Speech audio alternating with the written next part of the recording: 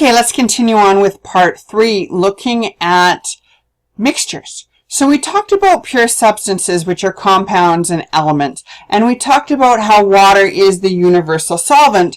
So when you put water with other things and you blend it together, you get a mixture. Now, mixtures, you'll soon realize that scientists love to categorize and separate things. Mixtures are based on how long the stuff stays in solution. So if it stays in solution for a long time and it is dissolved and it doesn't come out and it's clear, you have a solution. It will stand and it will not separate out. So that's a solution. It looks the same all the way through, and a beautiful example of that is sugar and water, glucose and blood. Okay, so that's a solution. Then you can have something called a colloid. And a good example of colloid is Jell-O. Now, in your blood, you have proteins. These proteins will stay dissolved in your blood if it's moving and stirred, but if you let it sit too long, they result and make it cloudy. Okay, so that's a colloid. Then something that if it sits for too long will easily separate out, and this is a suspension. If the particles are larger, you'll have cloudiness or suspension, and the particles will separate out at the bottom. The example here is blood cells in the blood. If you let your blood sit too long, the cells will precipitate out. And the common example here is salad dressing. How if you shake it up, your salad dressing is all mixed up, but if you let it sit, it will separate into different solutions. So, mixtures are based on the size of the particle and whether or not they stay dissolved.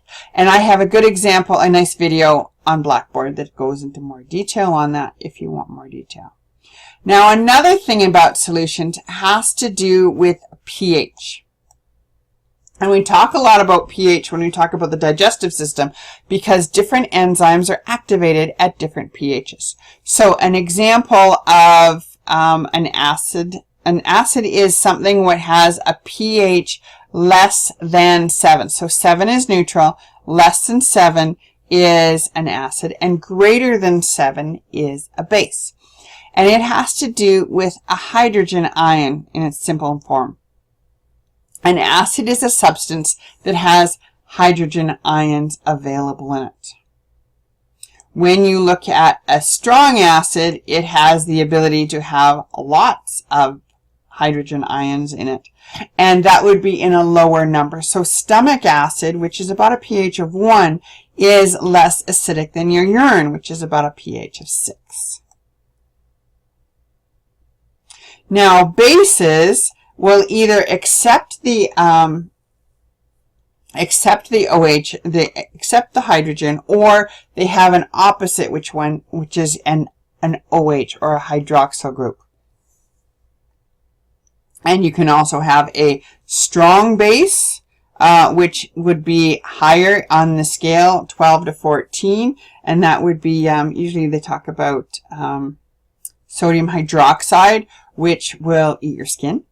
Or you can have a weak base, such as blood, which is 7.3, so it's only slightly basic. Okay, so that's enough about acids and bases for now. We'll talk more about them when we look in more detail, in case you're concerned about some of your things we're working with. So stomach acid is 1, lemon juice is 2. Coffee is acidic. This is why too much coffee is hard on your stomach, is because it's 5. Saliva is 6. Blood, notice although we talk about blood being neutral, blood is slightly basic. It's at 7.3 to 7.4. Well, 7.5 is normal for blood. Okay. Then we talk about ammonia. Ammonia is produced when muscles break down or proteins break down, and it will change into urea and uric acid. So that's why it needs to be taken out of the blood by the kidneys, because ammonia can be very basic and very damaging. Okay, that's pH. Now, the tricky part of this unit has to do with organic molecules. And there are 4 types of organic molecules that we're going to talk about. Carbohydrates, which are sugars and starches. Carbohydrates, proteins, lipids, and nucleic acids. And as we go through it, I want you to understand what makes them up and what is their function and what are examples of them. So let's start with carbohydrates. Most of you have heard of low-carb diets or simple carbohydrates and complex carbohydrates. Carbohydrates are sugars. So you can have a simple sugar such as glucose. And glucose is the molecule that makes the body work. So glucose is 6 carbon in kind of this ring, and quite often it's just drawn as this hexagon because it's the shape of glucose that's important, not how everything's bonded. So it's really just this hexagon with a little flag on top. So this is one sugar is a mono, then you've got di, and then you've got a polysaccharide.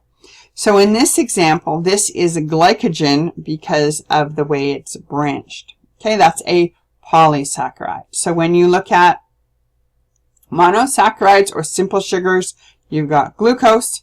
Glucose is the main energy of the body. When you need glucose to be stored, it will go into glycogen, which is stored in the liver. So glycogen is the stored form of glucose. So here's all your little hexagons, and it's stored. Notice that it's branched. Because it is branched, it takes up more space, but also because it's branched, you can pop, there's many sites for it to be taken off of. When we look at glycogen, it's stored glucose. We can also look at starches.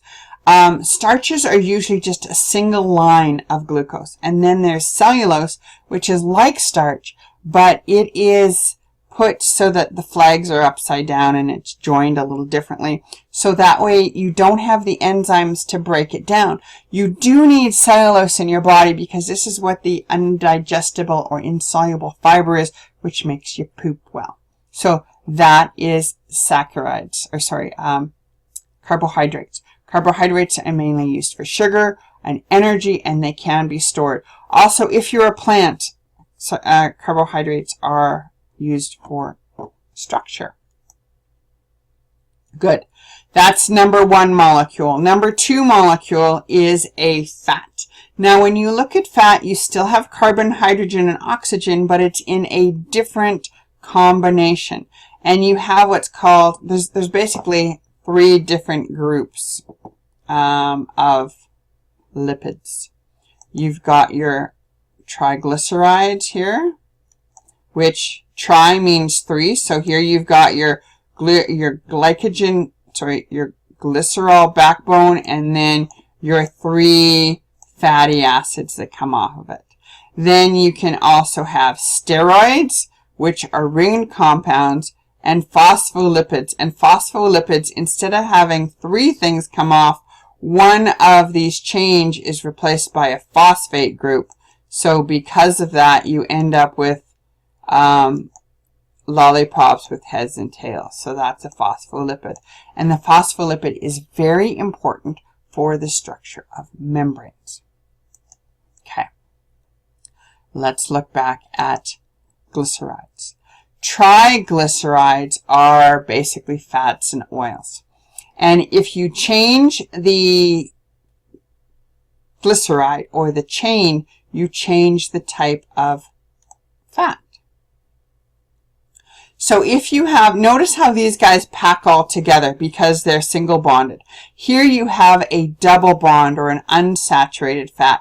And because of this double bond, you have a kink in the molecule, and these take up more room. With molecular molecules, shape is important. So when they take up more room, they are less concentrated, and so these are oils. Good. Steroids. There's no example of steroids here, which you need to see that steroids are ring compounds, just because I want you to see steroids are ring compounds. So here's some examples of steroids, and I just want to show you these, not necessarily to get you to memorize them, but to get you to realize that ringed compounds are important. So here is cortisol, which is a hormone. Then you've got, what steroid, you know, testosterone. So notice they have these rings to them. At every corner there is a carbon. So these are bigger molecules that take up more room. The interesting thing about steroids is because they have all this ringed compound, they're fat soluble, so they can go right in through a membrane where others can't. So that's a little bit on steroids for you. Okay, so number 2 was steroids, and let's look at the third one. So you've got your lipids, your steroids, and then you have your phospholipids. Now the thing about a phospholipid is that membranes are made of phospholipids. Very important. Let me show you the shape. So here's an example of a phospholipid. So as I said, it's like a triglyceride in the fact that it's got 2 chains, but the third tail is replaced by this phosphate head. And because of this phosphate head, it is hydrophilic, which circles that will attract water. And then these long carbon chains, carbon-carbon lipid chains, are hydrophobic, so they're scared of water, so they go inside. And this is very important when you're making the plasma membrane, because you have these hydrophobic tails attracted to each other and the hydrophilic heads on the outside. So if you understand the shape of the phospholipid molecule, it helps you understand what membranes are better. Okay, so just to give you an example there. So those are lipids. Lipids are used for energy, such as oils and starches. Lipids are used for hormones, and lipids are also used for structures of the cell membrane. Okay, good. The third group is called proteins. Now, proteins are very important for their shape. And proteins are the building blocks. They're the most abundant of the organic molecule in the body. And they can be either building blocks or they can be communicators. So if you look at examples, you've got keratin, which is your protein in your hair. You've got collagen, which is a structure in your bones and your teeth. You've got your antibodies, which are proteins in your body. Enzymes are proteins. Contractile proteins are proteins. Your hemoglobin, which carries your blood, or carries oxygen in your blood, protein. And most hormones are proteins. So very important. Now, protein, the structure is very important. So let's look at what makes them up. There are 20 amino acids, and the order that these amino acids are will determine the protein. It's kind of like you got 26 letters of the alphabet, and as you rearrange the letters, you get different words. And then if you rearrange the words, you get different sentences, which mean different things. So with the proteins, they're all made of amino acids, but of these 20 amino acids, if you arrange them in certain ways, you get different proteins and different structures. Very large molecules, but they're made of amino acids. The amino acids are joined together by what's called a peptide bond. So this is why you will talk about peptides. At this point, you don't need to know the 20 amino acids, but you may have heard some things about non-essential and essential. So you need to eat some essential proteins which your body can't make, and the other 11 your body makes, so you don't need to eat them as much. Now, when proteins go together, you've got amino acids, which will determine it. They join together by peptide bonds. This is the primary structure. The primary structure is the sequence of amino acids. Then, by interactions between them, you will get either folded sheets or alpha helixes or twisted helixes. And that is the secondary structure, which is the chain or the fold. Then when you have further interactions, you will get a tertiary structure, which turns into a globule. and then other globule tertiary structures will join together, and you will then get a quaternary structure. So hemoglobin is an example of a quaternary structure. Now, this structure is very important because it's sort of like a lock and key situation. If the key has to fit with a certain shape in order to open the lock. Very important in enzymes, very important in interactions. Okay, so that's the third type of molecule, is proteins. Proteins are building blocks, they're communicators, and they shape matters, let's just say that. Okay, the fourth type of amino acid, the fourth type of organic molecule is a nucleic acid. And you may have heard the term deoxyribonucleic acid, or which is DNA, or RNA. If you're following any COVID treatment, COVID treatment is messenger RNA. That's what they're putting in the vaccine. So it's the messengers which carry the information, which is what you're getting, so you can't get sick. It's the messages that carry the information to make the spike protein. Your body will then make the spike protein. Your antibodies will realize, your body will realize it's foreign and make antibodies against those spike proteins. So that's how the vaccine works. Very interesting. We'll talk a little bit more about the vaccine when we get to the immunity unit.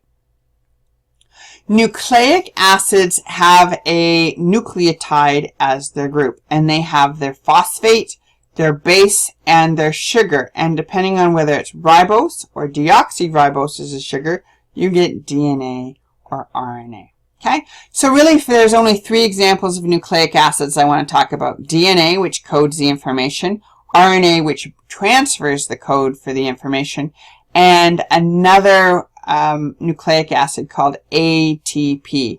And ATP is adenosine triphosphate, and that's the energy for the molecule. So if you look, there's 3 phosphates, hence the word triphosphate. And as you put on and take off this last phosphate group, it takes energy, and that's how you transfer the energy. Okay, so 4 groups of nucleic acids, very important. We'll continue now to the next chapter on page 445, where we talk about breaking down the 4 types of molecular molecules, organic molecules, to get energy. So let's just pop to page 400. And there's a simple way to do that, but I'm not sure how to do it. So we'll just go to 454. Does that work? Nope. Okay. Okay, we've now moved to chapter 22 when we talk about the metabolism of these organic molecules. So the main molecule or the main nutrient that your body breaks down is sugar. It works as sugar. So when you're looking at glucose will be broken down to, starches are broken down to simple sugars, and then it's the glucose that goes through your body. You also need cellulose or dietary fiber, and dietary fiber is complex carbohydrates that your body doesn't break down, and this is mainly green leafy vegetables. So if you think of things that you don't consume, cellulose, corn, green, or broccoli, important for making your bowels go. Okay. Now, lipids you can get from pretty much fatty stuff, so we'll talk about that. Protein is your milk, fish, eggs, and then you have incomplete proteins, which is your rice and beans and peanut butter. Did you know that peanut butter is a Canadian invention? It was created by a doctor who wanted to get more nutrients into seniors, so he ground up peanut butter.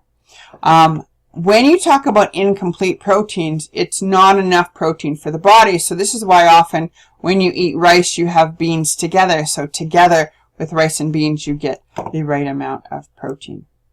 Little fact for you. There's a lot of vitamins that the body needs. We'll talk more about vitamins when we talk about what they do. Vitamins are coenzymes, or they are helpers to make molecules work. We'll talk more about that when we actually talk about the function. So that way it's not just a list of things that you're having to memorize.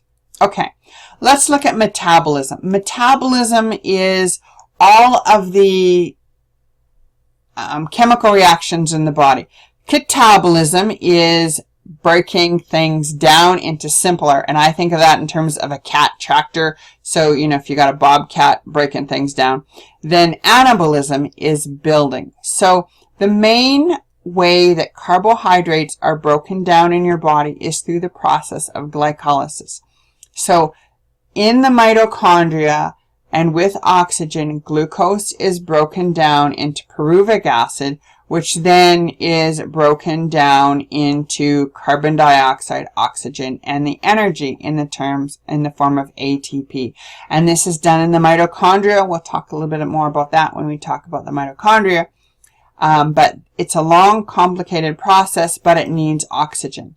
If you do not have oxygen, the glucose will stay at the pyruvic acid stage, and then we'll go into two different things it can do. In the body, the pyruvic acid will then go into lactic acid, which can then go back into your liver and be broken down again into pyruvic acid. But if the lactic acid builds up too much, you will end up with cramps and damage. Okay? Please realize that other types of energy can be transformed into glycolysis. So this is why if you don't eat a lot of glucose, your fat can be broken down and go into the electron transport chain. Just to know that it can occur, we won't go into much detail there. And that is the whole process. That's all of chapter 2, which is really quite a bit, but hopefully you can follow it all. And if not, there is some additional videos to help you through with it. So, end of chapter 2. Take care.